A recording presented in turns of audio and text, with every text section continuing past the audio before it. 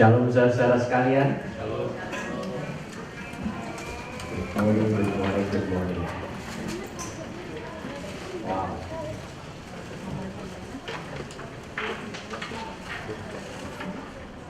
By the way, kelihatannya saya mempunyai waktu sekitar 4 jam. Karena di sini tertulis jam 8. Dan saya mempunyai waktu kurang lebih 16 tahun karena masih tertulis waktunya jam di sini tahun 2000. So I will preach my heart out. Kalau udah kelamaan gitu itu ya, maksudnya itu nggak preaching, kadang-kadang itu banyak firman yang mendidih gitu ya, udah meluap-luap ada di dalam hati ini dikeluarin gitu. Cuman saya kadang-kadang saya harus bersabar. Oke? Kadang-kadang saya harus mati dulu kemudian dibangkitkan lagi. Menurut istri saya. There is revenge. No. There is no. Pembalasan itu miliknya Tuhan ya. Oke, bukan milik saya. Haleluya. So, saudara-saudara sekalian, it's been great. Ini adalah tahun-tahun yang luar biasa. Kita baru saja melewati Valentine, kita baru melewati Chinese New Year, dan banyak sekali ya Tuhan, banyak sekali yang Tuhan sendiri sudah berikan kepada kita sebagai gereja selama kurang lebih hampir 3 tahun ini. Dan Tuhan ingin menguatkan kepada kita untuk tetap berjalan di dalam kasih-Nya. Keep walking in His love, berjalan dalam kasih-Nya, berjalan dalam supply-Nya, berjalan dalam kasih karunia-Nya, berjalan di dalam roh. Oke? Jadi kalau saudara melihat saudara harus berdiri di dalam kasih, saudara harus berjalan di dalam roh, itu semuanya itu bersangkut paut saudara-saudara. Berdiri di dalam iman gitu ya, bukan melawan dengan iman. Enggak ada saudara-saudara perkataan lawanlah, tapi berdirilah, lawanlah dengan iman yang teguh, itu berdiri. Bukannya kamu perang-perangan. Kita ada yang mungkin suka perang-perangan, ada yang mungkin suka saya nggak katakan bahwa peperangan rohani itu tidak ada. Jangan saudara-saudara salah sangka bahwa Pastor Yudi itu against spiritual warfare. No, saya bukannya mengatakan demikian. Tetapi saya ingin mengatakan bahwa pada saat spiritual warfare, pada saat kita tahu kita ini berperang secara rohani, kita bukan melawan darah dan daging. Kita bukan melawan orang-orang yang anti grace.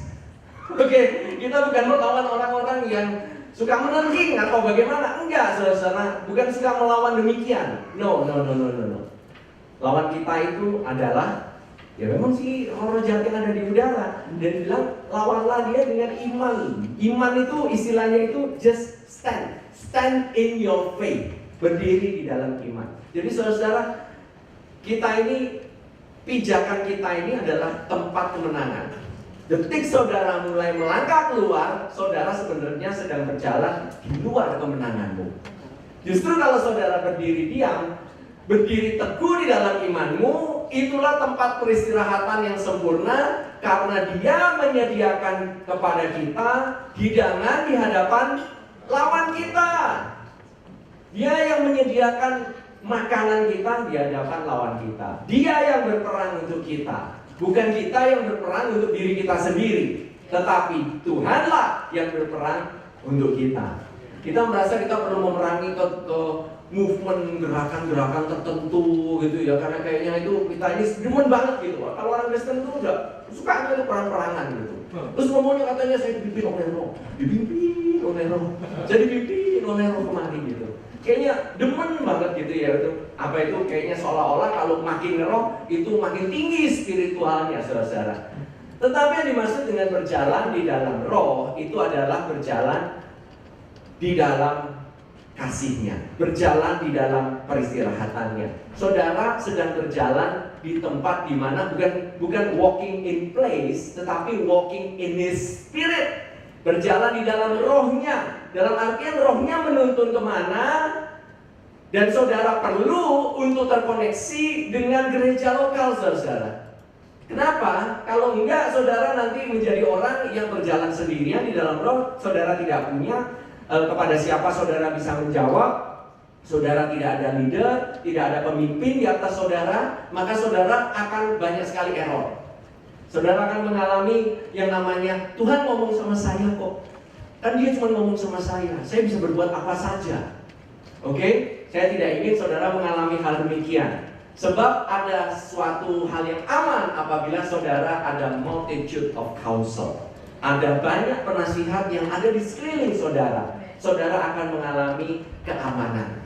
That's why, sebab itulah terkoneksilah dengan gereja lokal. Saya nggak bilang ini satu-satunya gereja lokal. Ada banyak gereja-gereja lokal di seluruh Indonesia ini di mana saudara bisa terkoneksi. So get connected to the local church. Amin.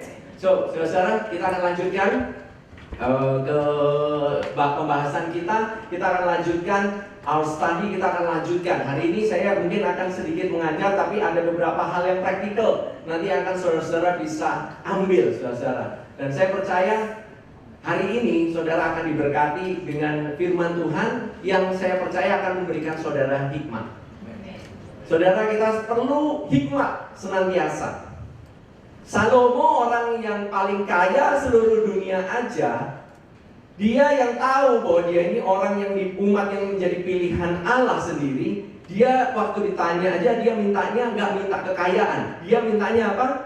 Hikmat.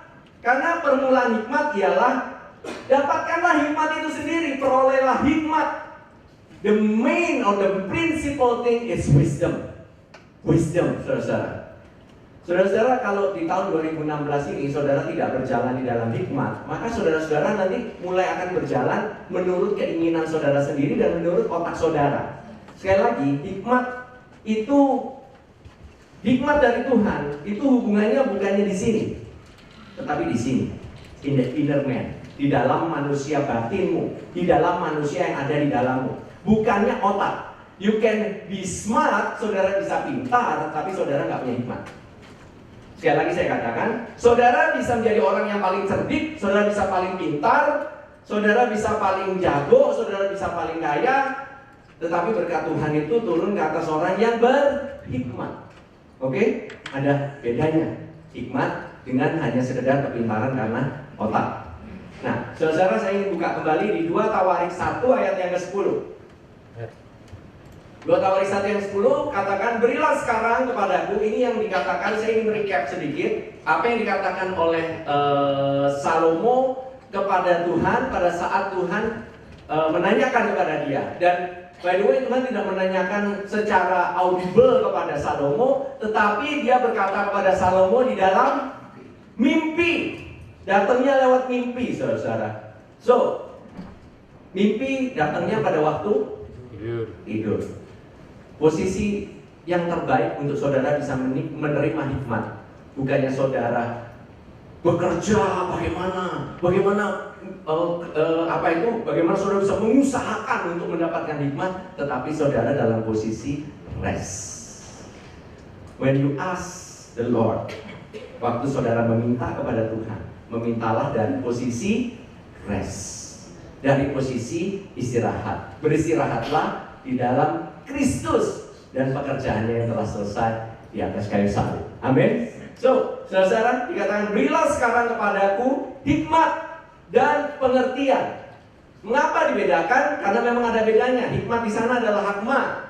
Menarik sekali bahasanya hakma. Hakma dalam bahasa Ibrani, bahasa Indonesianya hikmat, mirip. Oke? Dan pengertian, di sana pengertian adalah mada.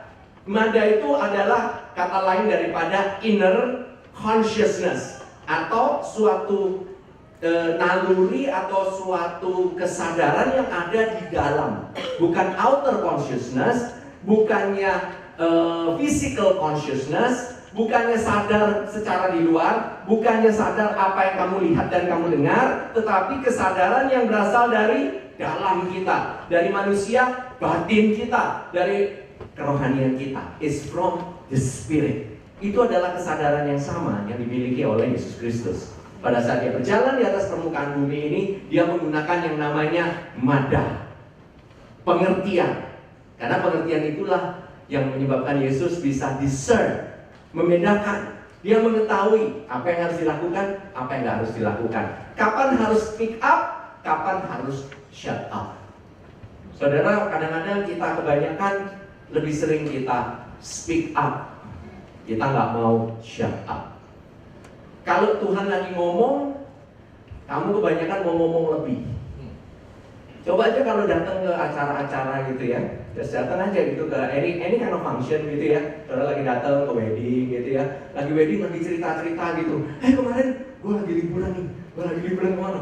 Oh, gue lagi liburan ke Singapura. Ini kasih lihat foto-fotonya. Habis itu datang lagi ibu yang lain gitu. Tahu nggak? Gue sekarang liburan ke Korea. Wow, gitu ya. Korea kasih lihat foto-fotonya lagi. Yang satu bilang, oh enggak, gue libur ke New York.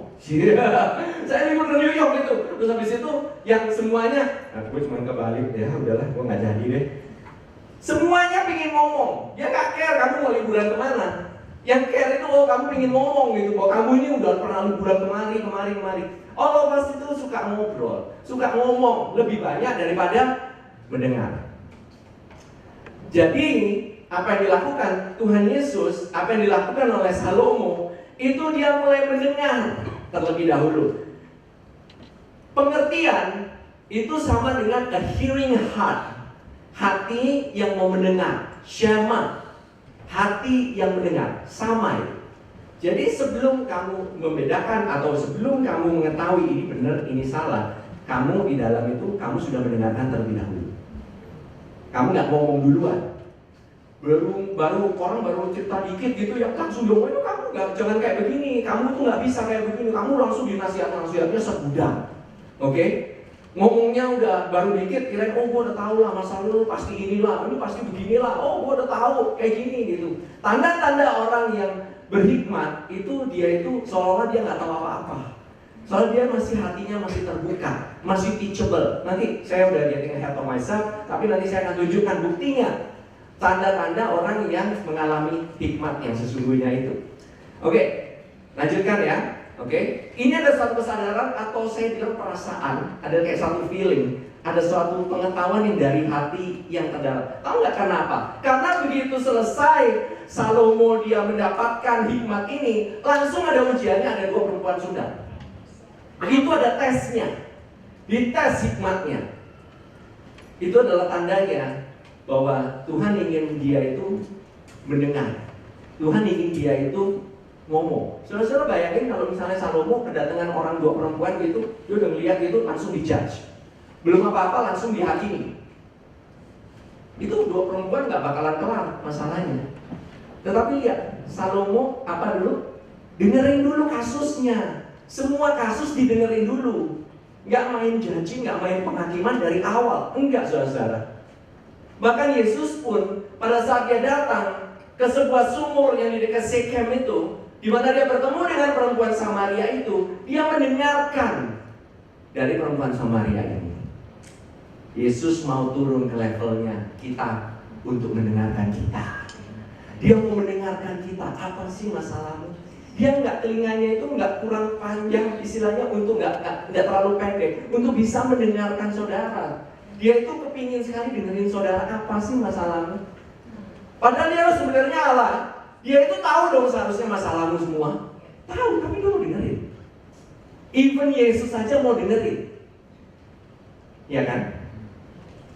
Kebanyakan kita nggak bisa dapat misalnya gitu ya. Wah, Tuhan nggak menjawab kita, ini ngomong-ngomong segala macam gitu ya. Terus kemudian waktu kita doa, kebanyakan kita ngomong duluan. Banyakan kita ngomong.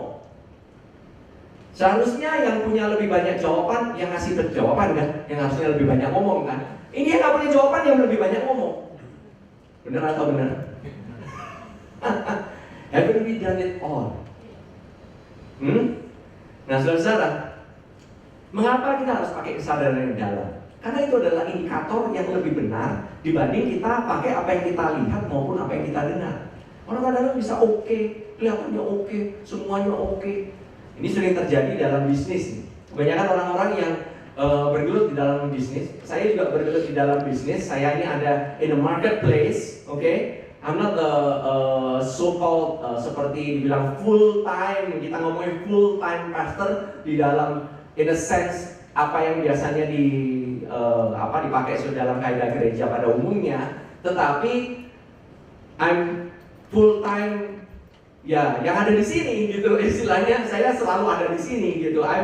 Kebetulan aja leader-leader saya menunjuk saya untuk memimpin gitu loh istilahnya. Kebetulan kayak begitu. Oke? Nah ini saudara-saudara, saya percaya kalau Tuhan sendiri yang menunjuk, Dia akan memperlengkapi kita. Amin. Dia nggak mau membiarkan kita sendirian. Detik saya pertama kali waktu saya mulai mengumumkan mengenai gereja ini, mengumumkan bahwa kita ada suatu bentuk kepemimpinan, detik itulah saya sebenarnya merasa takut. Saya merasa gentar. Karena apa? Saya merasa bahwa saya ini nggak punya apa-apa. Saya merasa apa yang saya pelajari di luar ini itu nggak ada apa-apanya. Selama ini apa yang saya pelajari itu benar-benar nggak ada apa-apanya dibandingkan dengan hikmat Tuhan yang diberikan kepada saya. Saya ini seorang businessman. I'm a businessman. What do I know about building a church? Saya nggak punya apa-apa. Tuhan bilang, ya memang begitu.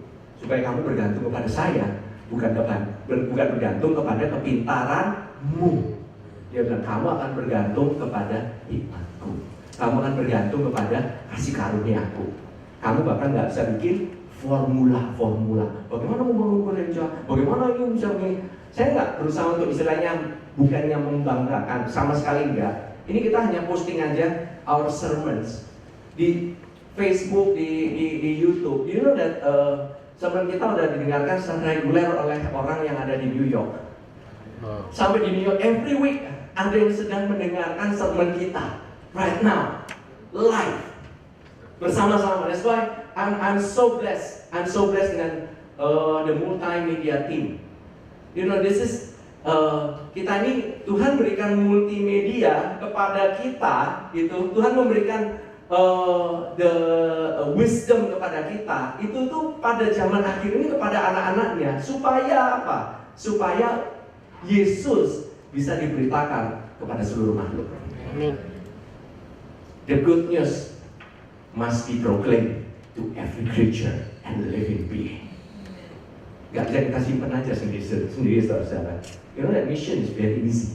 Misi itu sangat-sangat mudah saudara-saudara. Is to proclaim the good news to everybody. Amin. Gak milih-milih sama sekali. Amin. Nah saudara-saudara, saudara kalau tahu ya,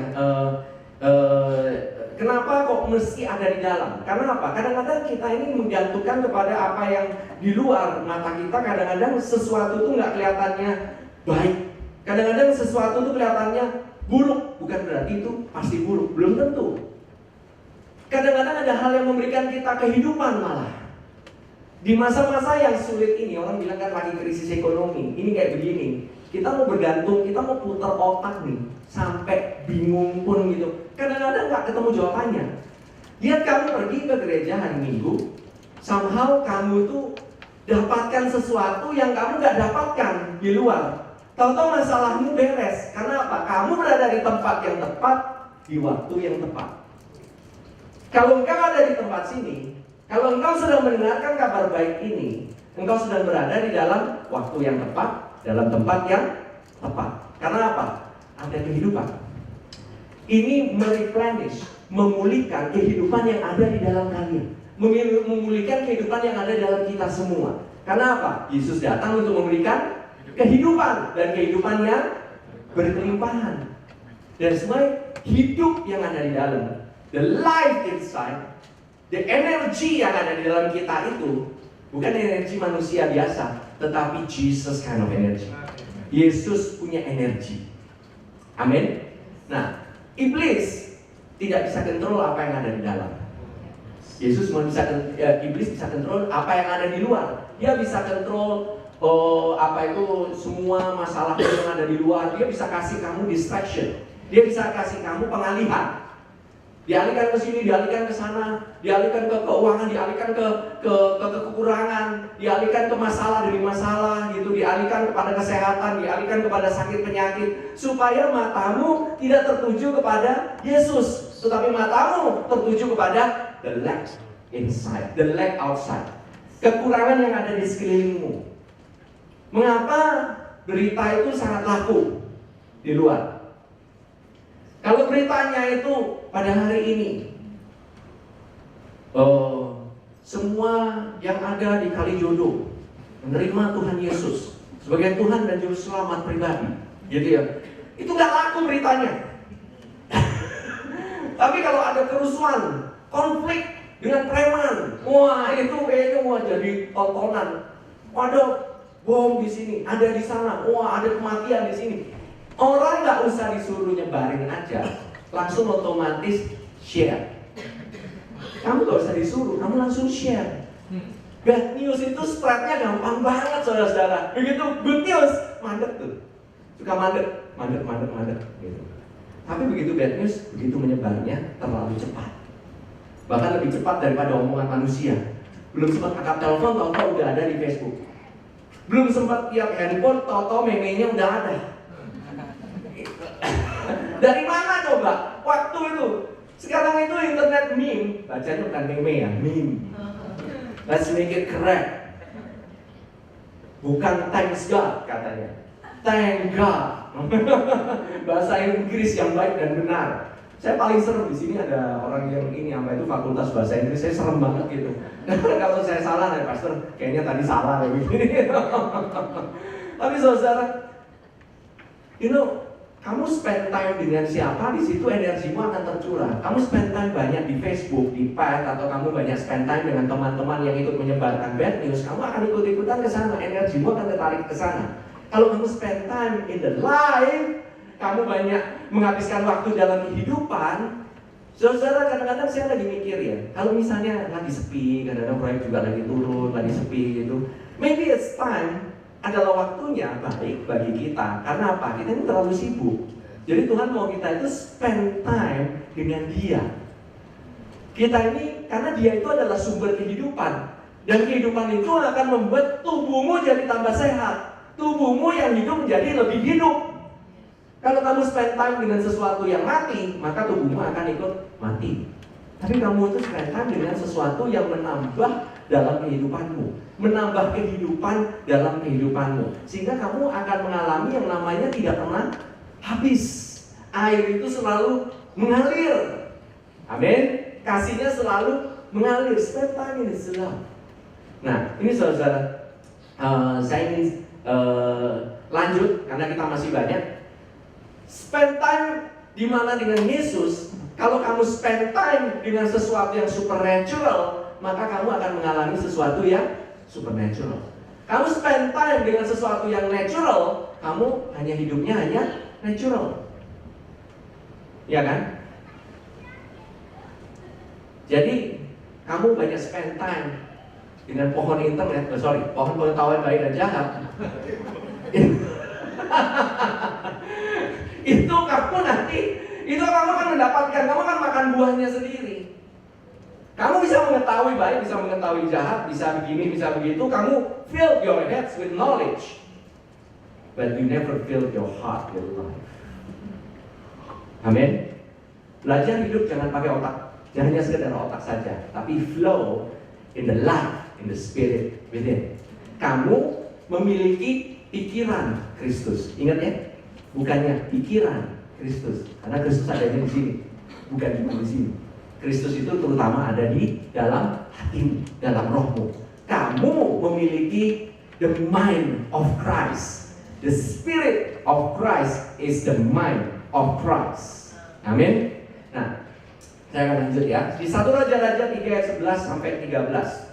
Nah, ini yang terjadi saudara. Jadi berfirmanlah Allah kepadanya, kepada Salomo, oleh karena engkau telah meminta hal yang demikian dan tidak meminta umur panjang atau kekayaan atau nyawa musuhmu, melainkan pengertian untuk memutuskan hukum, maka sesungguhnya aku melakukan sesuatu dengan permintaanmu itu. Sesungguhnya aku memberikan kepadamu hati yang penuh hikmat dan pengertian, sehingga sebelum engkau tidak ada seorang pun seperti engkau, dan sesudah engkau takkan bangkit seorang pun seperti engkau. Saudara tahu ini sebenarnya ini dibilang manusia biasa.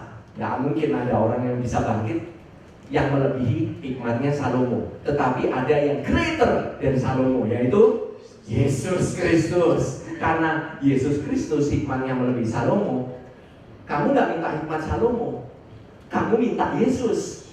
Karena Yesus ada di dalammu, maka hikmatnya melebihi daripada hikmat Salomo itu sudah ada di dalammu. Kamu ini keadaannya lebih baik daripada Salomo. Saya udah katakan kan, Salomo cuma dapat tangan kiri. Tangan kanan umur panjang, dia nggak punya. Kamu punya dua-duanya. Karena hikmat memelukmu, tangan kiri ada kekayaan dan hormat, tangan kanan ada umur panjang. Kamu dapat dua-duanya. Apa gunanya dapat kekayaan dan hormat, tapi umurnya pendek, saudara? Saya barusan menghadiri sebuah pemakaman. Umurnya masih persis, bahkan lebih muda sedikit dari saya. Meninggal karena serangan jantung. Meninggalnya, dia ini bukannya orang yang bukan berolahraga, dia ini tentara. Dia ini orang yang fit. Saya nggak tahu mengapa dia meninggal, tapi meninggal sangat muda sekali, sangat muda. Saya bisa melihat ya bahwa penjagaan Tuhan kepada kita, kesehatan itu, exercise, olahraga dan fitness itu akan membuat engkau itu lebih fit, lebih sehat, lebih segar. But the health, kesehatan itu cuma datangnya dari Tuhan. Amin. Amin. Amin. Kau bisa fit, you can exercise and you should exercise. Kita nggak usah debat bagaimana caranya, just thou shalt walk, at least lah ya. Kalau kita berjalan. Kalau dari Pastor Prince punya gereja New Creation itu walking to possess your possession, physically walking more, berjalan lebih, Kalau yang suka jalan-jalan, I think you have no problem. So spend time more. Kamu mau suka jalan-jalan, ajak keluargamu jalan-jalan bersama, so that you will be fit. But the health datangnya dari Tuhan. Waktu saudara spend time di dalam firman Tuhan, waktu saudara mendengarkan firman Tuhan, you hear your way into health. Waktu saudara mendengarkan, saudara akan disembuhkan. Pada saat saudara mendengarkan, iman timbul. Bukannya pada saat saudara sudah pernah mendengar, maka saudara akan sembuh. Ya, not having heard, tapi hearing. Tahu ya saudara? Hearing, faith comes from hearing and hearing. Dua kali loh saudara. Iman itu datang dari mendengarkan dan pendengaran akan firman Kristus. Ingat saudara, double. Berarti mendengar dan mendengar. Make your faith rise. Akibatnya dari mendengar. Tapi mendengarnya apa? Mendengar tentang firman, tentang Kristus dan pekerjaannya yang telah selesai di atas kayu salib. Jangan mendengarkan dari yang satunya. Gitu. Di luar Kristus kamu tidak dapat menghasilkan apa-apa. Hanya di dalam Kristus saja. You tap into the life. Kamu sedang tap into the kesembuhan. Kamu sedang kayak colokin. Kamu punya colokan itu kepada kesembuhan itu, kepada kehidupan itu, kepada kekayaan itu, kepada sumber dari kekayaan itu, kepada sumber daripada hikmat. Kamu mau sering dapat hikmat, kamu banyak dengar khotbah-khotbah yang mengagungkan dan hanya berfokus pada Kristus. Amin. Nah, dikatakan sebelum kau tidak ada seorang pun seperti engkau, dan sesudah engkau tak akan bangkit seorang pun seperti engkau, dan juga apa yang tidak kau minta aku berikan kepadamu, baik kekayaan maupun kemuliaan, sehingga sepanjang umurmu tak akan ada seorang pun seperti engkau di antara raja-raja. Mengenai kekayaan dan kemuliaan, apa benar? Saudara tahu nggak bahwa bangunan yang didirikan oleh Salomo sampai sekarang untuk Tuhan ya, itu adalah bangunan termahal yang ada di sepanjang sejarah dunia ini. Tidak pernah ada lagi bangunan semahal kayak begitu. Ini sudah di research. Bahkan kalau saudara mau tahu, nanti saudara tinggal pergi aja ke namanya di Israel itu. Saya kebetulan Tuhan berkati tahun lalu sempat pergi ke Temple Institute. Di Temple Institute di Yerusalem itu ada yang menjelaskan mengenai harga menorah. Menorah itu kandelabra ya, yang tempat lilin itu. Nah, di sana ada tempat lilin yang besar sekali, terbuat dari pure gold, emas murni, saudara. Bukan emas-emas yang ada di mana itu ya, bukan, saudara. Ini emas murni. Emas murni 24 karat menjadi menorah. Ini luar biasa sekali. Trompetnya, itu ada trompet ya di sangkakala atau trompet. Trompet itu dibuat juga dari emas. Harganya satunya ditaksir sekarang itu 1 juta US dollar. Satu trompet 1 juta US dollar. Saudara bisa bayangkan berapa trompet yang Salomo sediakan untuk yang membunyikan sangkakala di bait Allah. Ini bangunan dan perkakas yang paling mahal yang ada di seluruh dunia. Itu dia dapatkan semuanya. Dia minta hikmat, Tuhan kasih semuanya. Waktu orang minta kekayaan, nggak dapat apa-apa, kekayaannya habis, that's it. Tapi kalau kamu dapat hikmat, kekayaannya nggak pernah habis. Amin.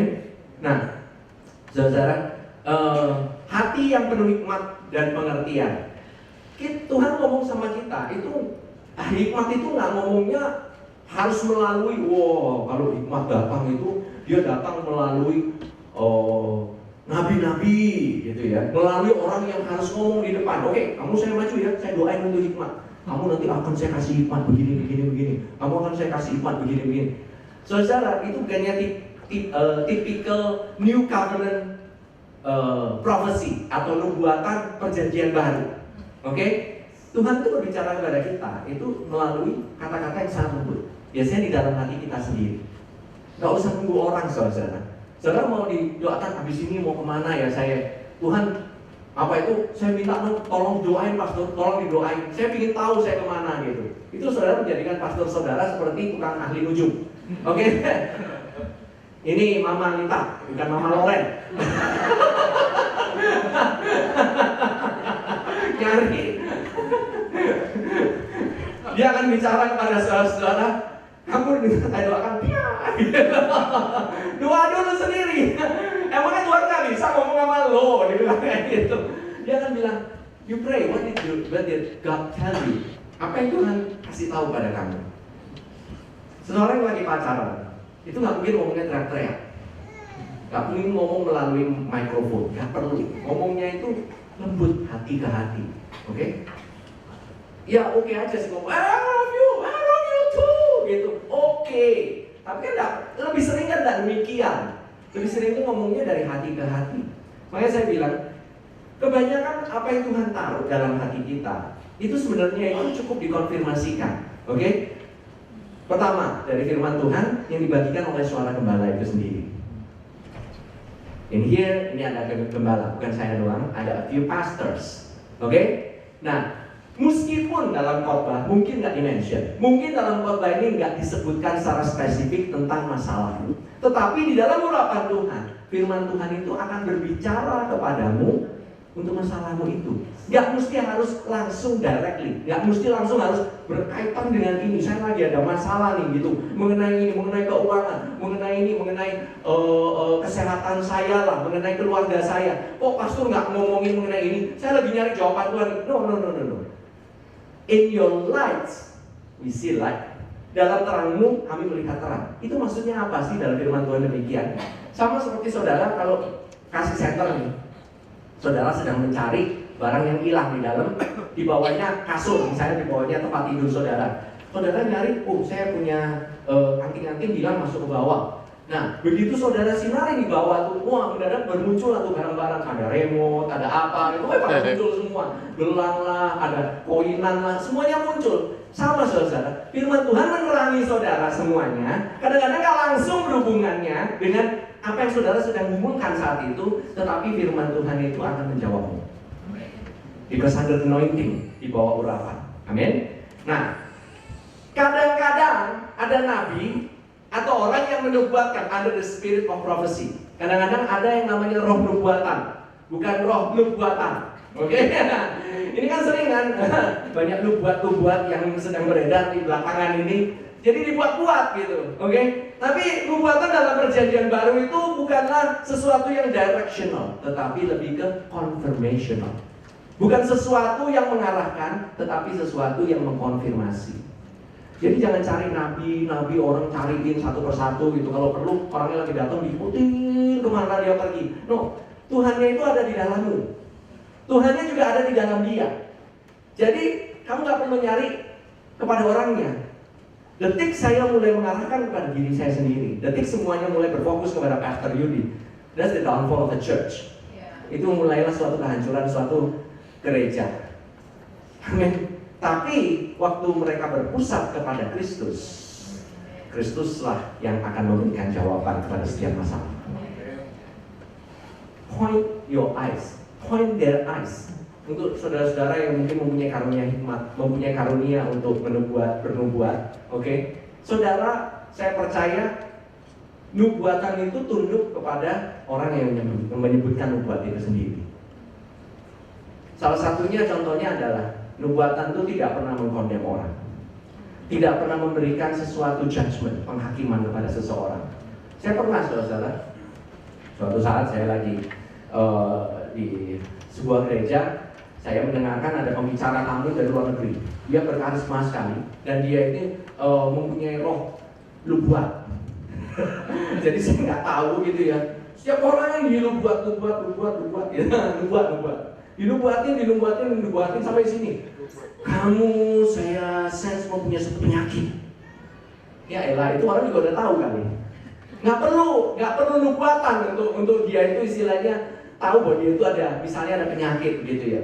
Mungkin sesuatu yang kamu lakukan, mungkin sesuatu yang begini, mungkin sesuatu. Dan orang itu matanya tertuju kepada penyakitnya. Orang itu mulai tertuju kepada kekurangannya. Orang itu mulai tertuju pada dirinya sendiri dan mulai mencari-cari apa yang salah dengan dirinya. Instead of alih-alih dia itu harusnya melihatkan kepada Kristus. Kristus akan menyembuhkannya. Kristus yang memulihkannya. Dia telah memberikan dirinya di atas kayu salib. Seharusnya bisa dikatakan demikian, tetapi justru sengaja diberikan seperti itu supaya orang itu merasa takut dan mulai mencari orang yang menubuatkan itu. Maksudnya apa sih? Tambah bingung kan? Nah, ini salah satu tanda kedua. Kalau lu buat, nah itu kedua keluarnya biasanya bingung. Tambah bingung, saudara-saudara. Ragu-ragu, kemana-mana ragu-ragu, mau makan apa, ragu. Wah, ini saya lagi ada something wrong dengan saya nih.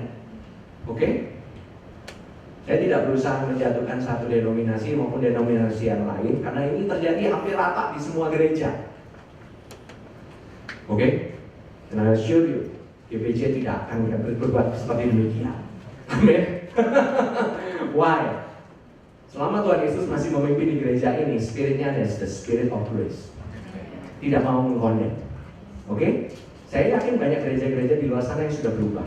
Saya yakin Tuhan Yesus juga ingin menyadarkan banyak sekali dan membuka mata daripada many pastors. Banyak sekali pengajar-pengajar yang sedang direvisi saat ini. Jadi saudara jangan takut, jangan berkecil hati.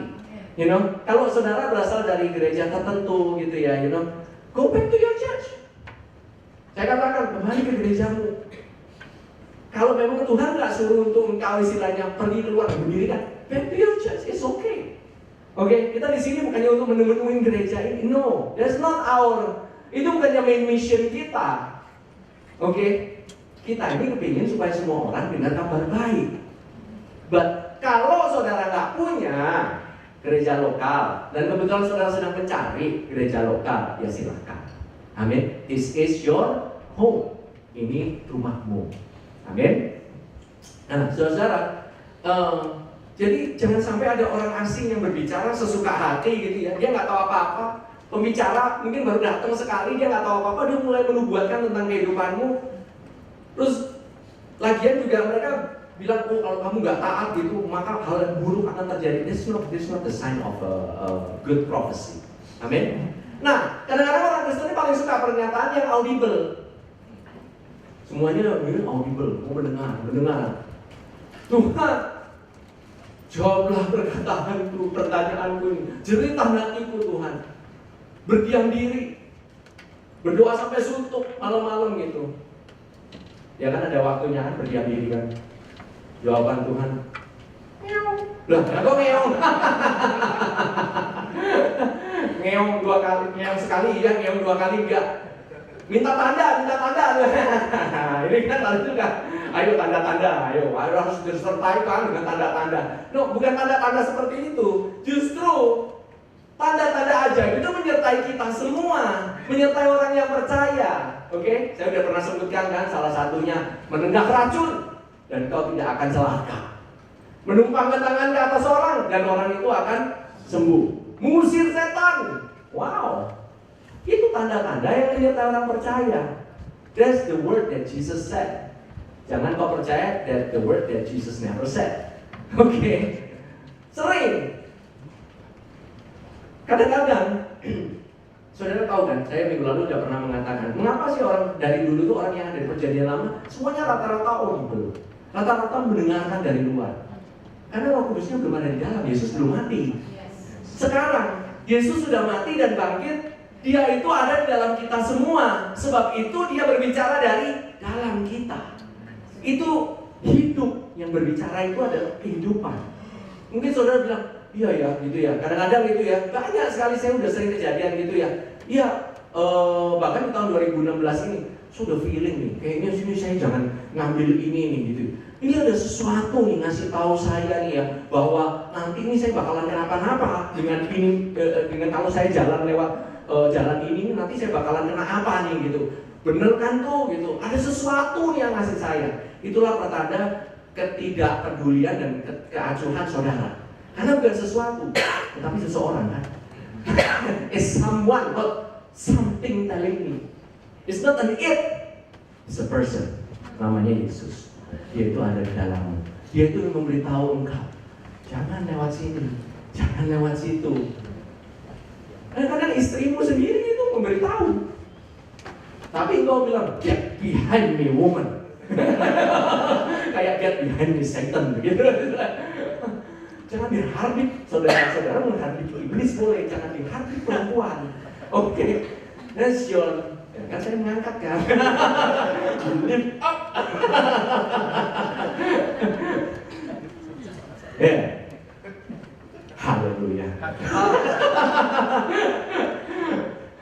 Men, saudara-saudara, para laki-laki, you're not diciptakan itu segambar dan serupa dengan Adam. You know, Adam, Adam A-D-U-M-B. D-U-M-B itu artinya itu selain bodoh, bisu. You have a say. Saudara punya mulut. Perkataan. Ekspresikan, saudara-saudara. Ekspresikan hatimu. Amin. Dulu saya paling gak suka ngomong. Dulu saya paling orangnya paling diam banget gitu. Sampai sekarang mungkin saudara lihat saya banyak diamnya, tapi udah mendingan kata istri saya. Ini yang ngomong istri saya, bukan saya. Oke? Nah, saudara, kadang-kadang hikmat datang tanpa kau minta. Kadang-kadang hikmat kau minta dulu, baru datang. Kenapa bisa begitu? Karena ini bukannya agama, saudara. Ini adalah hubungan. Kadang-kadang lovers, orang yang saling menyayangi, itu nggak perlu apa namanya harus kasih tahu. Lu abis ini begini ya. Kalau bisa ya, gitu ya. Tiap Valentine ngasih bunganya lama-lama tambah banyak ya, gitu. Kalau bisa jangan belinya sale dulu bunga, gitu ya. Lama-lama kecil, banyak sih, tapi kecil gitu. Ya ini contoh kan, gitu loh istilahnya. Tapi kadang-kadang gitu ya, dari istri kan ketahuan gitu diliatin, langsung gitu ya. Oh, oke, saya ngerti maksudnya. Saya sering tuh dapat kayak begitu. Justru saya lihat, oke. Takut akan kita adalah permulaan dari hikmat. Oh, salah. Aku kalah Tuhan ya. Tuhan di dalam kita, gitu loh ya.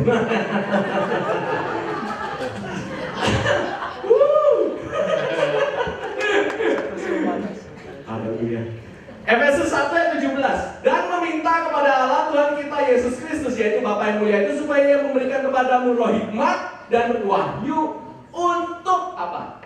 Mengenal Dia dengan benar. Bukan hanya untuk memperkaya dirimu sendiri, bukan hanya untuk keuntungan dirimu sendiri, tetapi untuk mengenal Yesus dengan benar. Kenalilah Allahmu dengan benar, maka hidupmu akan benar. Kalau engkau mengenal Allahmu dengan salah, hidupmu akan ikut salah. Oke? Right believing. Amin. Nah, saudara, bahkan cara rasul-rasul memilih orang itu, dia ini memilihnya nomor satu. Itu bukannya orang yang kelihatannya kaya, orang yang kelihatannya mapan, orang yang kelihatannya banyak pengalaman di dalam gereja, atau orang yang banyak sekali mempelajari Taurat, gitu. Enggak. Dia bilang apa? Di Kisah Para Rasul 1, Kisah Para Rasul 6 ayat 3. Karena itu saudara, pilihlah 7 orang dari antaramu yang terkenal baik dan yang penuh roh dan hikmat, supaya kami mengangkat mereka untuk tugas itu. Mengapa pertama disebut terkenal baik? Coba kalau terkenal jahat, nggak mungkin dong bisa jadi rasul. Ya udah pastilah gitu. Tapi kedua itu harus penuh dengan roh dan hikmat. Terkenal baik ini dipakai sebagai prinsip dalam pemerintahan yang namanya track record atau jejak rekam. Thank God, the Governor of Jakarta. Dia have a good track record. Dan saya yakin dia penuh dengan roh dan penuh dengan hikmah. Very good, saudara. Kalau saudara lihat banyak sekali perubahan yang telah terjadi di Jakarta. Kalau saudara mungkin bukan berasal dari Jakarta, mungkin saudara nggak tahu. Tapi kalau saudara hidup di Jakarta, saudara tahu. Saudara kan tahu banyak sekali perubahan. We thank God for our government.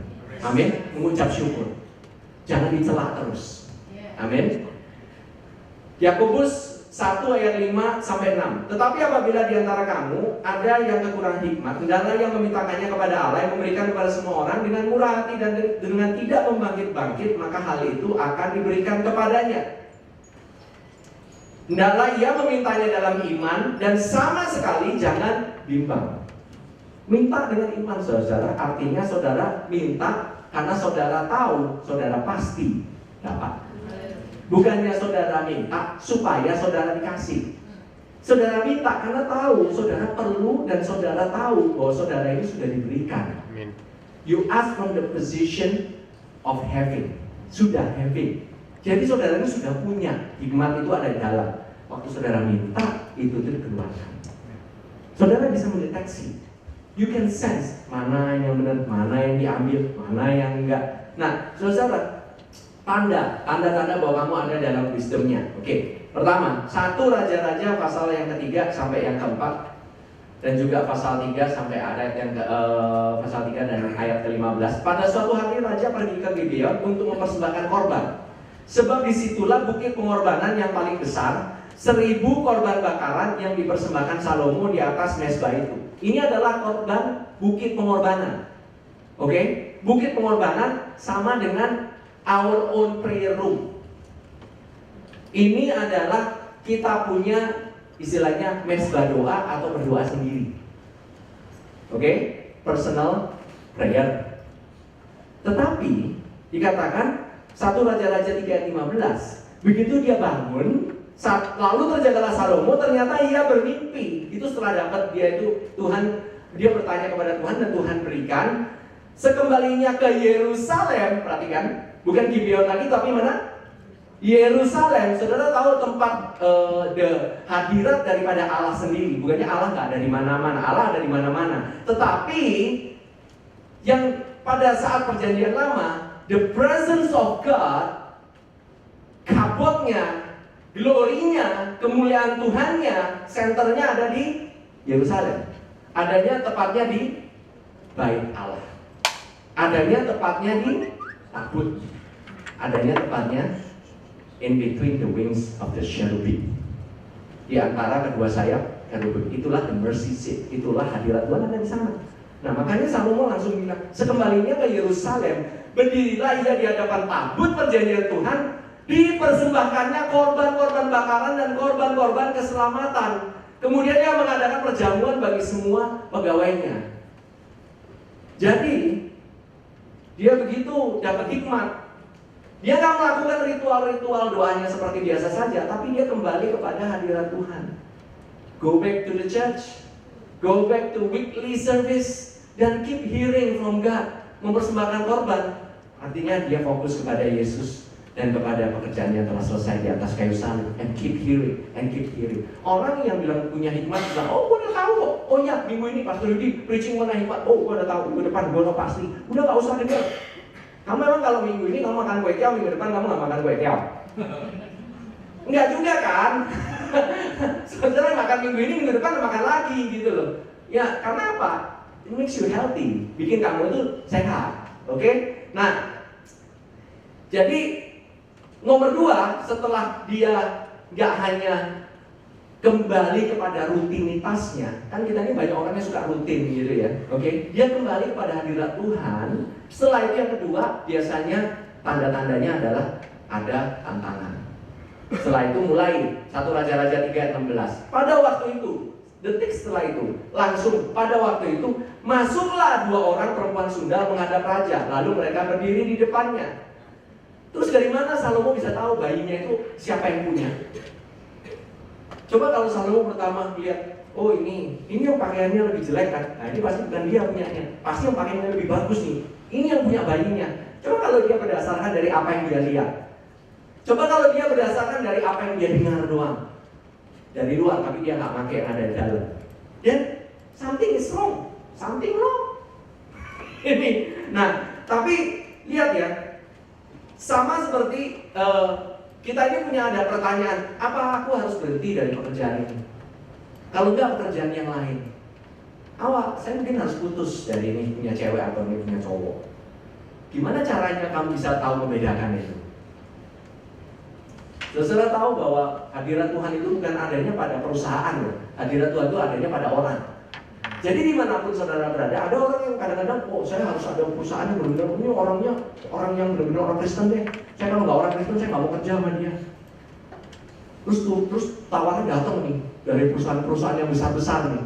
Wah, apalagi nih perusahaan dibilang, ini backing gereja setan menurut internet. Nggak mau ikut. Jangan kerja sama perusahaan ini nih. Di belakangnya tuh, wah evil gitu loh istilahnya. Mulai percaya akan hal seperti itu, oke? Tuhan akan ngasih kamu solusi, mau dikasih gaji yang gede, mau dikasih posisi yang bagus. Tapi karena engkau nggak pernah mendengar, engkau cuma melihat doang, engkau cuma melihat mana yang ini, kemudian nggak tahu bahwa sebenarnya berkat itu turun itu ke atas orang, dan kamu mulai milih-milih. Jangan bilang bahwa Tuhan nggak ngasih kamu. Amin. Tuhan udah ngasih kamu kok. Now, saya percaya bahkan ada perusahaan-perusahaan yang mungkin nggak percaya sama Tuhan, karena kamu ada di sana, perusahaan itu diberkati. Karena kamu ada di dalam proyek tertentu, atau kamu ada di dalam situasi tertentu, atau karena kamu ada di tengah-tengah keluarga itu yang mungkin belum percaya kepada Tuhan, justru karena itu keluarga itu diberkati. Bukan karena harus dulu rumahnya harus siap, harus ini, harus itu. Nggak bisa, saudara-saudara. Kadang-kadang nggak bisa milih. Tuhan menempatkan kita sama seperti Yusuf. Yusuf nggak bisa milih. Saya nggak mau sama Mesir. Mendingan saya sama yang lain. Nggak bisa, orang dia budak. Yusuf nggak punya apa-apa. Tapi Yusuf, karena Allah bersama dengan dia, maka Yusuf adalah orang yang sangat berhasil. Bukan karena Yusuf karena orang yang lebih kaya, karena Yusuf bekerja dengan orang majikan yang tepat, karena Yusuf itu bekerja dengan background pendidikan yang keren banget gitu, makanya dia menjadi orang yang sangat berhasil. Tetapi Yusuf yang nggak punya apa-apa, karena Allah bersama dengan dia menjadi orang yang punya semuanya. Amin. Nah, saudara, yang pertama-tama ngomong, bagaimana caranya kalau tahu itu dari Tuhan? Pertama-tama yang ngomong bukan Salomo. Yang pertama-tama ngomong siapa? Dua perempuan Sunamite yang ngomong duluan, betul? Ada yang perkataan Salomo ngomong? Nggak ada. Yang ada itu dua orang perempuan itu ngomong. Kebanyakan orang ya, ini saudara bayangkan ya, raja yang sangat kaya, raja yang sangat powerful, ngomong sama siapa? Coba kalau saudara bayangkan, misalnya gitu ya, Presiden Obama datang ke Indonesia mau mendengarkan masalah dua PSK yang ada di Kalijodo. Kebayang nggak? Saudara bisa bayangkan kan? Kalau sampai Yesus mau datang, raja di atas segala raja, mau datang ke perempuan yang punya 5 suami, bahkan 6, itu adalah Allah yang baik loh. Itu Allah yang sangat-sangat baik loh. Dia itu memang benar sungguh baik. Dia itu mau turun ke level kita. Salomo, dari kata Shlomo, gitu ya, Raja Shalom. Salomo, Raja Shalom, Raja damai itu. Dia datang untuk mendatangi dua pelacur ini untuk menyelesaikan masalahnya. Dia nggak sombong, dia langsung merendahkan diri. Pertama-tama, kalau ini dia nggak ngomong juga, begitu datang ya, lu kan PSK, lu ngomong soal bayi, udah beresin dulu kehidupan lu, ntar baru gue selesai bayi lu. Enggak, dia nggak ngomong, shape up first ya, benerin dulu ya kehidupan lu, stop ya jadi pelacur. Nanti kalau kamu sudah stop jadi pelacur, maka Tuhan akan menyelesaikan masalahmu. Enggak, dia langsung selesaikan pada saat itu juga. Amin. Nah, itu tandanya dia dulu yang ngomong. Salomo itu punya iman. Listening. Mau dengar perkara kecil maupun perkara yang besar. Tahu nggak? Dari perkataan mereka itu langsung ketahuan apa masalahnya. Tahu nggak cara dia menyelesaikan masalah itu dengan apa? Sword, pedang. Benar kan? Dia mau belahkan ininya. Tahu nggak kita cara kita menyelesaikan masalah kalau udah lagi bingung dengan apa? Pedang. Sama juga, pedang firman.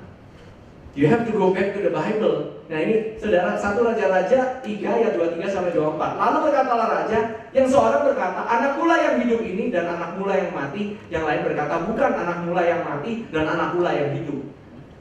Sesudah itu raja berkata, ambilkan aku pedang. Lalu dibawalah pedang ke depan raja. Mengapa? Karena Ibrani 4 ayat 12 katakan, sebab firman Allah hidup dan kuat dan lebih tajam daripada pedang bermata dua manapun. Kalau dulu literally diambilin pedang. Zaman sekarang, saudara jangan coba-coba begitu ada masalah, pedang, sini mana pedang? Keluarin, enggak saudara. Go back, kembali ke firman. Apa yang firman Tuhan katakan sih about this problem? Tapi problem di keuangan, apa yang firman Tuhan katakan? Apa yang Tuhan Yesus mau katakan dalam kehidupanmu melalui firman? Jangan kau pakai firman buka gitu ya. Oh ini saya mau perkataannya dari firman Tuhan. Katanya pastor pakai firman Tuhan. Oke, saya lempar ya firman Tuhannya. Buka Alkitab saya lempar set gitu sampai dibawa pek gitu kebuka Amsal gitu ya. Misalnya. Tahu-tahu ngaco semua yang ada diisi di dalamnya. No, that's not the way. Tapi apa yang nggak harus saudara-saudara mengenai, harus selalu mengenai keuangan. Kadang-kadang Tuhan cuma bilang, jangan kamu khawatir tentang apapun juga, tapi dalam doa dan permohonanmu minta kepada Tuhan. Amin. Pertama-tama minta hikmat. Kadang-kadang mungkin kita kurang hikmat untuk ngatur keuangan. Kadang-kadang kita begitu dihadapkan sama cowok atau cewek yang menawan, langsung hikmatnya hilang. Begitu melihat, wah ini charming sekali ya, wah worship leader, wah kayaknya orangnya berkarisma banget. Oh dia dari NCC, lu dari NCC. Sekarang itu kalau yang para single-single yang tempat ini itu adalah wah itu komunitas sangat langka itu. Banyak kan sudah beristri, sudah bersuami. Tahu nggak sih orang-orang yang under grace itu ya somehow, some way gitu ya, Tuhan bisa temukan dengan orang-orang yang memang sama, the basisnya sama. Kadang-kadang kita maksain. Tapi itu udah pernah kok dengar khotbahnya Pastor Prince gitu. Wah, memang dia itu juga Grace juga. Orangnya sih ngomong, iya, gue dengerin khotbah ini, gue dengerin khotbah itu. Tapi gak pernah dengarkan apa yang ada di dalam. Kelihatannya so charming. Ternyata dia itu the wolf in sheepskin. Serigala berbulu domba. Gak tahu gitu isi dalamnya apa. Hah? Amin? Nah, saudara, dia menusuk amat dalam sampai memisahkan jiwa dan roh, sendi-sendi dan sumsum. Saudara tahu nggak sih sendi dan sumsum? Sumsum adanya di mana? Di dalam tulang. Sendi di mana? Di antara tulang. Gimana caranya misahin tuh? Itu semua kadang-kadang semuanya jadi satu semua. Is inside, semuanya inside. Nggak bisa dipisahin. Tapi ia sanggup membedakan pertimbangan dan pikiran hati kita, reasoning and our heart. Hati kita kadang-kadang itu, wah Tuhan lagi bicara seperti ini. Dia begitu so wonderful loh pastor, gitu. Ini orangnya baik banget tuh. Wah dia ini pergi ke gereja terus, wah dia ke Hillsong, dia pergi NCC gitu ya. Begitu kenal, begitu pertama kali gitu ya, kenalan langsung boleh nggak saya minjem duit? Ini saya lagi butuh. Langsung ketahuan dong. Motivasinya langsung ketahuan gitu loh. Kalau udah kayak begitu artinya alarmnya bunyi tuh gitu. Apa ya bunyi ngik? Saya nggak tahu. Atau teng teng teng teng teng teng teng. Nah, harusnya begitu. Harus ada alarmnya. Kita kadang-kadang alarmnya putus sudah. Snooze gitu. Udahlah, pastor ngomong apa juga terserah lah. Pokoknya ntar kita bisa merit gitu. Come on. Oke? Go with your spirit. Jangan go with the looks sama apa yang kamu dengar. Amin. This is a more like pastoral message ya. Bukan hanya kepada yang para singles, suami dan istri juga demikian. Kalau coba aja kalau kamu mau dengar aja, banyak dengar gitu. Orang bijak itu banyak mendengar. Karena kalau kamu nggak banyak mendengar, kamu nggak ada yang bisa kamu pelajari. Orang kamu ngomong terus kan, nggak pernah berhenti. Gak pernah mau rendah hati untuk mengenal masalahnya orang. Kalau kamu dengerin aja cukup lama, problemnya itu akan ketahuan. Langsung ketahuan. It works for the leadership yang ada di tempat ini, para pastors yang ada di tempat ini. Mungkin kamu lihat orang itu dalam keadaan waktu kamu counseling gitu ya, orangnya nggak bisa fokus, stres gitu. Tandanya itu kan nggak bisa fokus untuk mendengar. Kalau kamu lagi counseling, orangnya itu ngomong terus, dia itu nggak bisa fokus untuk listening. Oke? Nah, dan apa yang harus dilakukan? Saudara tahu nggak, kadang-kadang kalau saya lagi khotbah gini aja, itu banyak yang nggak bisa dengerin. Not many yang bisa mendengarkan. Karena dia itu selalu apa yang dikhotbahkan segala macam. Orang bilang, oh ini mungkin dia ada ADD, apa sih? ADHD, Attention Deficit Disorder. Wah, dalam kata lain, dia ini hyper katanya orangnya. No, dalam firman Tuhan dikatakan itu diganggu oleh roh jahat. It's true, oppression of the evil spirit. Karena roh jahat itu mau mencoba mengalihkan terus perhatianmu, jadi nggak fokus kepada firman yang sedang diberikan. Amin. Makanya Tuhan berikan CD. Tuhan berikan CD. Kalau kamu lagi distracted karena masalahmu, kamu lagi ada masalah mungkin yang kamu tuh bahkan duduk aja gini kamu nggak bisa fokus gitu. Get the CD, ambil CD-nya, dengarkan lagi. Amin. Sometimes ada bagian-bagian dalam firman Tuhan itu akan menerangi kehidupanmu. Amin. Yesus pada saat umur 12 tahun, dia itu seorang remaja ya. Standarnya kedewasaan seorang Yahudi itu kurang lebih 12 tahun. Kurang lebih. Dan dia ada di bait Allah, dikelilingi oleh ahli Taurat. Benar? Lukas 2 ayat 46 sampai 47. Sesudah 3 hari, mereka menemukan dia dalam bait Allah. Dia sedang duduk di tengah-tengah alim ulama. Sambil apa? Mendengarkan atau mengajar? Mendengarkan mereka. Dan mengajukan pertanyaan-pertanyaan kepada mereka. Dan semua yang mendengar dia sangat heran akan kecerdasannya dan segala jawab yang diberikannya. Pertama-tama, siapa yang menciptakan Taurat? Yesus. Dia ada di sana. Ya dia nggak ngomong lebih banyak. Coba kalau dia ngomong sama ahli Taurat, kamu tahu kenapa perintah pertama begini? Itu saya bisa jelaskan semua. Karena apa? I was there when I make it. Wah, itu ahli Taurat semuanya bingung kan, gitu loh. Tapi sebagai layaknya orang normal, umur 12 tahun, anak remaja, itu adalah dengar dan nanya.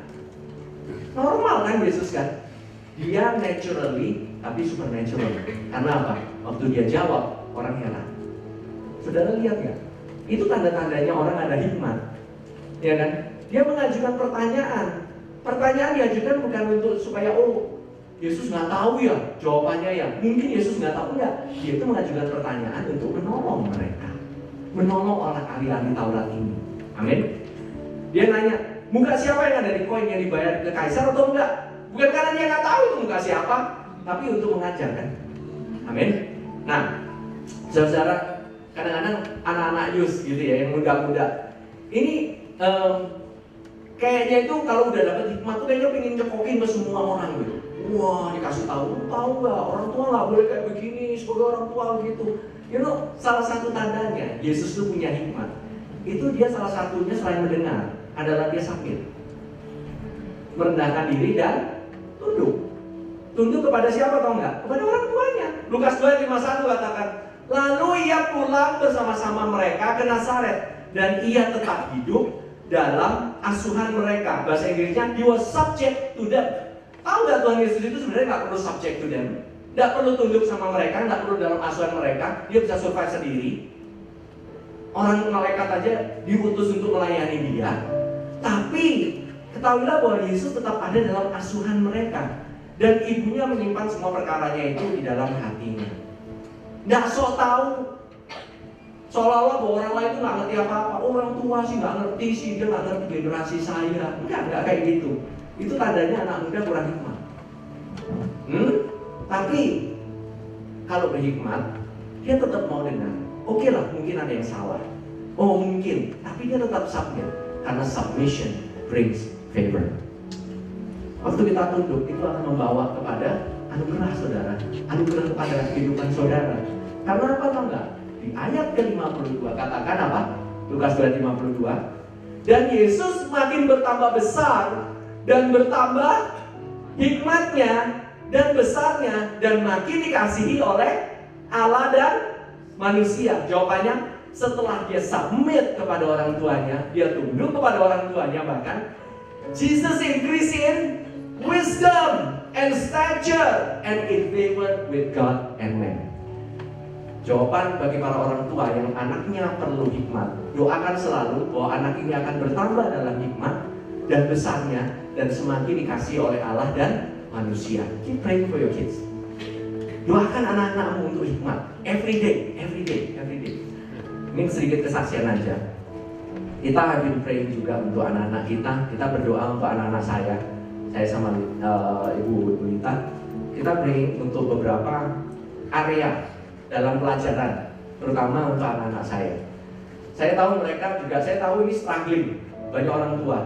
Kadang-kadang ada yang, aduh anak-anaknya ini kok susah ya belajar ini, susah ya belajar itu. Kemudian kita have been praying. Kadang-kadang doanya itu sambil pagi-pagi, aduh ngantuk banget gitu. Saya kadang doa itu saya cuma tumpang tangan, saya ngomong gitu. Kadang-kadang setengah hati juga ngomongnya, karena apa? Ngantuk saudara-saudara, masih pagi benar, oke. Nah, ini mereka ini waktu kita doakan, saya nggak tahu apa yang terjadi. Dua anak saya yang lumayan, maksudnya ada beberapa area yang mulai ketinggalan itu, dan mulai ngejar, dan sekarang ada nilainya mulai bagus-bagus. Amin. Oh, ini karena pasti pastor melesnya bener. Ya elah, jangan dinaturalkan lagi. Jangan dibikin alami. Yes, ada hal-hal yang kita lakukan, tetapi saya percaya Tuhan memberikan hikmat bagi anak-anak kita. So keep praying for wisdom. Amin. Tahu nggak banyak istri-istri yang jauh lebih pintar daripada pasangannya? Banyak, saudara.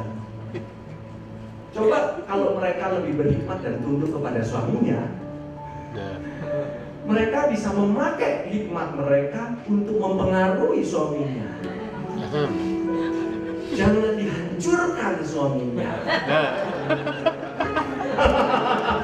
Siapa yang berpilih adalah yang benar. Saudara tahu nggak? Amsal 31 katakan apa? Istri yang cakap, pasal 10 ya. Ayat ke-10. Ini nggak ada di sini. It's okay. Istri yang cakap, siapakah yang akan mendapatkannya? Istri yang cakap, siapakah akan mendapatkannya? Pastor Yudi Gumanti mendapatkannya. Who can find a virtuous woman? Well, dia bilang, ia lebih berharga daripada permata, saudara-saudara. So I really, she's very precious to me. Okay? Di balik her innocent look, jangan saudara underestimate, ini ada hikmat yang luar biasa di dalam ini, oke? Saudara nggak bisa go by the looks, oke? Ini innocent banget, tapi kalau udah ngomong jebret, wow, gitu ya istilahnya. Benar-benar itu banyak hikmatnya sekali, saudara. Amin. Hati suaminya percaya kepadanya, suaminya tidak akan kekurangan keuntungan. Wow, dapatkan keuntungan loh. Si suami di sini banyak nggak yang mau keuntungan? Cuan. Mau cuan nggak? Guys, we want cuan. Tetapi istri-istri, hati suami itu percaya kepadamu, bukan broken hearted, bukan breaking, oke? Gak hancur karenanya. Hati suaminya gak hancur karenanya. Tahu salah satunya? Dia tuh si Nono, udah naik PM, udah naik ini lu, naik masih ini dulu Picanto dulu, misalnya, I'm sorry untuk yang punya Picanto gitu ya. Itu menghancurkan hati suami. Lebih baik mengirimkan suaminya ke pekerjaan dengan nyanyian ada di dalam hati. Siapa yang bertelinga adalah yang mendengar. Tahu kan maksud saya?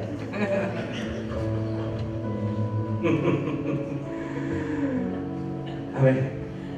Saudara, istri itu ada dalam position of influence. Siapa yang paling berpengaruh itu sebenarnya bukan orang yang punya pengaruh nomor satu, tapi siapa yang ada di sebelahnya. Orang mau pitching proyek aja gitu ya, bukan nyari bosnya, dia nyari siapa yang bisa mempengaruhi bosnya dong. I'm the head of the family. Kata si suami, istrinya bilang, but I'm the neck. Bisa noleh kiri karena istri. Saudara bisa tahu nggak, position of influence itu begitu luar biasanya, sangat-sangat luar biasa. Saya bisa kadang-kadang care sama beberapa orang, kayaknya care banget gitu. Tahu nggak, yang ingetin banyak kan istri saya juga. Wisdom comes in the form of not as an it, tetapi as a woman kadang-kadang. Dan kadang-kadang bahkan Salomo dihancurkan juga karena pengaruh dari istrinya. Coba kalau dia tidak beralih, masalahnya bukannya dia nggak dengerin istri, dia itu beralih Tuhan. Dari Tuhannya Israel, dia mempersembahkan korban, terus istrinya mulai minta, yang ini dewa saya dong, juga dong, bikinin lagi, dia ikut-ikutan. Akhirnya hancur kehidupannya. Amin. Point the man to the right direction. Arahkan para suami itu untuk melihat yang tepat, untuk melihat kepada Yesus. Remember suami, your wife is not against you. She is for you. Sekali lagi, istrimu itu tidak melawan kamu, tetapi istrimu is for you. Kadang-kadang ngomongnya mungkin kayak melawan, betul. Kadang-kadang bertentangan gitu. Sometimes she just cannot see my wisdom. Sometimes. Karena istrinya nggak ada yang amin. Saya terus sedang backing you up dari suami-suami. But istrimu itu is always for you. Ingat ya, istrimu itu for you. Dia itu diberikan sama Tuhan itu menjadi penolongmu. Oke? As a helper. Alright? Nah, even kita aja, kita semua itu punya selective hearing, tahu nggak? Kita semua ini punya pendengaran yang dipilih. Yesus, dia dalam angin ribut ya, dia bisa tidur. Ini our Lord Jesus, dia di angin sakal, dia tidur di dalam kapal. Yang bangunin dia bukannya angin, yang bangunin dia bukannya ombak, yang bangunin dia adalah teriakan daripada murid-muridnya sendiri. Jesus help! Langsung dia bangun. Dalam ketengah hiruk pikukan orang, hiruk pikuknya orang, ada yang namanya Bartimeus. Bartimeus yang buta itu. Bartimeus ini bukan siapa-siapa. Bartimeus ini bukan nama orang. Bartimeus itu adalah Bartimeus, artinya son of Timeus. Anaknya Timeus, namanya nggak pernah dikenal. Siapa ini namanya? Dia waktu dia berteriak, Jesus son of David, dia bilang, Yesus anak Daud, sembuhkan aku. Langsung Tuhan Yesus noleh. Raja di atas segala raja, Tuhan di atas segala Tuhan, stop dan noleh langsung. Itulah hatinya dia untuk saudara dan saya. Waktu saudara teriak seperti seorang ibu-ibu gitu ya, di tengah keramaian gitu ya, wah bisa segala masuk musik jedak jeduk gitu, anaknya nangis ngek, langsung dia tahu anaknya langsung. Kok bisa seperti naluri seorang ibu, langsung dengar. Itu selective hearing. Tuhan itu punya selective hearing juga kayak gitu. Amin. Amin. Kadang-kadang kalau kita ada posisi ya, contohnya kita mau posisi lagi jualan barang gitu ya istilahnya, lagi pitching gitu para suami-suami, jualan gitu ya. Saya juga dalam posisi kayak begitu gitu. Kadang-kadang customer itu bukan perlunya barang, dia itu perlu untuk didengerin sebenarnya. Kadang-kadang bukan kamu itu nggak menjual sesuatu. It's actually you are solving his problem. Kamu itu sudah menyelesaikan masalah dia. Karena dia butuhkan bukan itu, karena dia cuma butuh counsel aja, karena dia butuh orang cuma mau didengerin gitu loh. Sometimes bukan untuk maksain dia untuk istilahnya yang penting duit, enggak, kadang-kadang bukan duit, enggak masalah di duitnya. It's not that.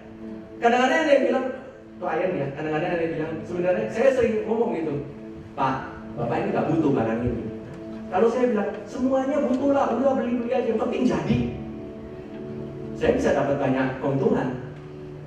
Tapi saya sering ngomong sama klien saya, Pak, Bapak nggak butuh barang ini, ngapain sih kayak begini gitu loh istilahnya. Ngapain dia nggak butuh gitu. Kalau dibilang orang, saya ini orang bodoh, orang itu kesempatan, dapat duit. No, it's because you love them. Kamu tuh sayang sama mereka. Nah, mereka nggak mau supaya mereka itu mengalami hal yang benar. Amin. Tanda-tandanya salah satu Saya lanjutkan sedikit boleh? Asking for another 5 minutes. Is that okay? Saya tahu dia udah overflowing sekali. And you know, tadi dibenerin sih jamnya. Saya masih punya 4 jam tadi. Jadi bagaimana ya? Kadang-kadang Tuhan itu harus ngomong sama kita. Ngomong terus gitu. Tuhan itu bisa berbicara lewat apapun. Kadang-kadang dia berbicara, kalau orang lagi di counsel ngomongin mengenai kesombongan, kadang-kadang lewat movie, lewat film, ada tema-tema tertentu yang kena di hati kita. You know that God is talking to you? Tahu nggak Tuhan lagi ngobrol sama kamu? Sampai suatu saat kamu mengalami sakit atau pain. Pain itu kadang-kadang sakit itu bukan sakit penyakit ya, nggak mesti. Kadang-kadang sakit karena dalam sakit hati lah, mengalami sakit tertentu lah. Kadang-kadang itu adalah megafonnya Tuhan untuk ngomong, come back to me. Just come back to me. Amin. Nah, tahu nggak bahwa tanda-tanda yang modern itu orang modern. Salah satunya, kalau kamu udah ngalamin, wah bingung gimana cara orang itu. Kalau kamu tahu bahwa kamu itu dapat hikmat, itu kamu selalu biasanya kepingin ke rumah Tuhan. You miss it. Every Sunday kamu itu kepingin terus. Kamu kepingin terus. That means you have wisdom. Amin. Dan yang kedua, kamu selalu ingin dengerin the next message. You know, ada orang yang cuma baru dengerin sekali, udah gak mau lagi dengerin. Dia lebih jago kelihatannya. Tapi mereka akan kalah, bisa kalah sama orang yang baru-baru, tapi dia mau dengerin setiap saat. Kalah dalam arti bukan kerohaniannya, tetapi in the sense wisdomnya itu ada bobot lebih. Jangan salahkan kalau orang yang baru, a baby Christian, punya so-called kehidupan rohaninya atau favor dalam kehidupannya lebih banyak dari yang lain. Karena apa? Dia punya hikmat. Kadang-kadang dia sendiri nggak tahu dia punya hikmat. Kadang-kadang dia itu orang biasa-biasa saja. Ya Tuhan itu juga tempatkan dia, tahu ada di posisi yang tepat, pas di waktu yang tepat, doing something, sukses. It's all favor. Kamu tanya sama orang itu. Di sini ada beberapa, by the way, pengusaha-pengusaha yang demikian. Dia ada di tempat yang tepat, waktu yang tepat, dia jualan sesuatu, boom, orang pada berebutan, pengen nawarin dia over proyek. Man, ini favornya Tuhan. Satu titik dari favornya Tuhan is worth more than 1,000 years of your labor. More. Amin. Saudara-saudara, ada satu hal lagi saya ingin bicarakan dengan Dadsen. Tanda-tandanya orang punya hikmat ya. 1 Raja-Raja pasal yang keempat ayat 1-5. Maka Salomo menjadi raja atas seluruh Israel. Inilah para pembesarnya. Azaria bin Sadok menjadi imam. Tahu imam apa? Priest, pastor. Dia itu pastor. Jadi ini orang sudah punya hikmat melebihi semua orang. Dia itu perlu nggak sebenarnya orang di atas dia? Nggak perlu dong. Atau orang di sekeliling dia. Orang dia hikmatnya melebihi semua orang kok. Dia kelilingi dirinya sendiri dengan pastor, salah satunya. Elihoref dan Ahia, anak-anak sisa, menjadi panitera negara. Panitera apa? Sekretaris. Dia punya sekretaris. Ngapain butuh sekretaris? Gak perlu.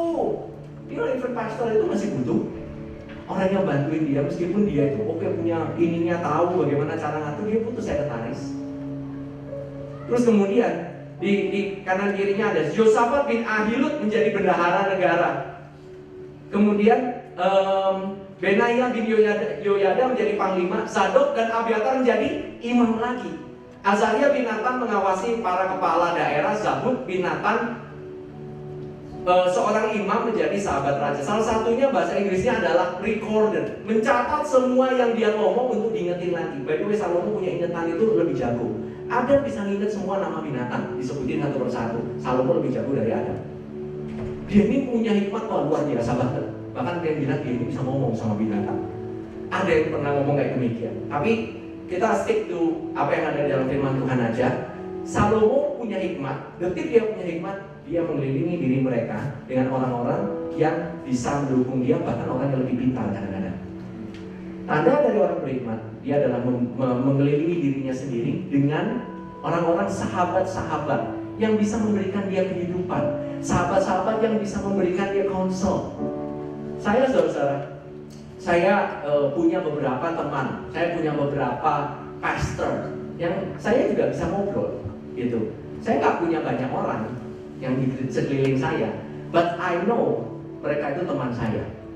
Kadang teman itu ngomongnya keras, kadang teman itu ngomongnya itu nggak enak banget. Kadang-kadang itu bilang sama saya, kalau ngomong itu rasanya itu siapa yang butuh teman, kalau siapa yang butuh musuh, kalau teman aja kayak begini.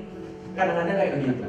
Ya, tapi mereka itu memberikan kehidupan bagi saya, menasihati saya. Mereka bisa ngomong dalam kehidupan saya. Amin. Jadi saudara-saudara, kalau Anda salah satunya adalah orang berhikmat, saudara dikelilingi oleh para orang yang benar-benar jadi your true friend. Jadi orang yang lebih pandai. Amin. Saudara, saya harus stop sampai di sini dulu. Tapi saya harus ingatkan kepada saudara, Yesuslah menjadi wisdom and power in your life. Biarlah saudara hidup di dalam hikmat. Tahun 2016 ini udah waktunya saudara berjalan di dalam hikmat. Amin. Mari kita berdoa semua. Tuhan Yesus, kami mengucap syukur pada hari ini. Engkau luar biasa Tuhan. Engkau tidak pernah Tuhan menahan-nahan hikmat itu sendiri. Engkau bahkan mau kami mempunyai lebih banyak hikmat lagi, supaya kami bisa mengenal Engkau dengan benar. Roh pewahyuan, roh hikmat itu turun ke atas kami. Terima kasih Tuhan. Begitu luar biasanya cinta kasih-Mu dalam kehidupan kami. Engkau mau kami mengalami favor after favor. The year of grace and supplication, di mana roh anugerah dan permohonan dan supply itu dijawab dalam kehidupan-Mu. Engkau tidak akan pernah kekurangan. Hikmat akan selalu diberikan kepadamu. Engkau tidak akan pernah kekurangan anugerah. Terima kasih Tuhan. Terima kasih Tuhan. Bagi saudara-saudara pada hari ini yang mungkin baru pertama kali mendengarkan tentang Yesus dan firman-Nya, dan ini mengkonfirm sesuatu dalam hatimu, saya mau menerima Dia sebagai Tuhan dan Juru Selamat saya mau lahir baru, saya mau diselamatkan. Pada hari ini kau bisa ikuti doa saya. Tuhan Yesus, Tuhan yang baik, Tuhan yang mengampuni setiap dosa-dosaku. Pada hari ini, aku meminta Engkau untuk masuk dalam hatiku dan jadi Tuhan dan Raja. Aku mau percaya kepadamu. Aku mau Engkau menyelamatkan diriku. Terima kasih Tuhan, Kau telah mati bagi dosa-dosaku dan Kau bangkit bagi keselamatanku. Keselamatanku dijamin dan aku diangkat menjadi anak Bapa. Duduk di sebelah kanan Allah Bapa bersama-sama denganmu, pemerintah bersama-sama denganmu. Terima kasih Tuhan Yesus. Aku mengucap syukur Engkau menerima aku menjadi anakmu. Amin. Apabila engkau berdoa demikian dan engkau ingin bertumbuh dalam pengenalan akan Dia, pengenalan akan Yesus dengan baik dan benar, engkau bisa bertanya kepada para leaders yang ada di tempat ini, maupun kepada para ushers yang akan membantu saudara mengarahkan kepada materi-materi yang akan membawa saudara kepada pertumbuhan pengenalan akan Yesus dengan benar. Amin. Mari saudara kita bangkit berdiri bersama-sama. Kita mengucap syukur pada hari ini. Ayo, bless. Semuanya diberkati. Amin. Haleluya. Mari kita angkat tangan kita bersama-sama. Terima kasih Tuhan Yesus. Kami mengucap syukur untuk hari ini. Kami merasakan Tuhan urapan-Mu ya Tuhan. Urapan hikmat itu turun dalam setiap daripada kami, membebaskan kami dari segala macam, bahkan kesalahan-kesalahan yang akan kami buat pun Engkau akan hikmat itu akan menuntun kami hari demi hari. Berkati para suami yang sedang bekerja, berkati para istri yang mendukung suaminya, membuat hati suaminya percaya kepadanya, sehingga menyebabkan suaminya mendapatkan keuntungan. Diberkatilah engkau dimanapun engkau berada, pada saat engkau masuk, pada saat engkau keluar, kemanapun engkau pergi. The Lord's favor, hikmat daripada Tuhan selalu beserta denganmu, perlindungan daripada Allah Bapa. Tuhan memberkati dan melindungimu. Dia selalu menyinarkan wajahnya yang penuh kasih itu kepadamu, menyinarkan wajahnya yang penuh dengan senyum, penuh dengan kasih dan damai itu kepadamu, dan Dia memberikan kepadamu kasih karunia-Nya. Dan Tuhan selalu menghadapkan wajahnya kepadamu. Abba is always face to face with you. Dia nggak pernah membelakangi engkau sama sekali. Dia mau selalu berhadapan dengan engkau dan memberikan kepadamu damai sejahteranya, shalom, peace, kesehatan, kemuliaan, perlindungan, keselamatan, kekayaan, kecukupan, shalom ada bersama denganmu. Di dalam nama Tuhan Yesus Kristus yang menerima berkat, katakan amin. Amin. Selamat hari Minggu. Have a blessed week.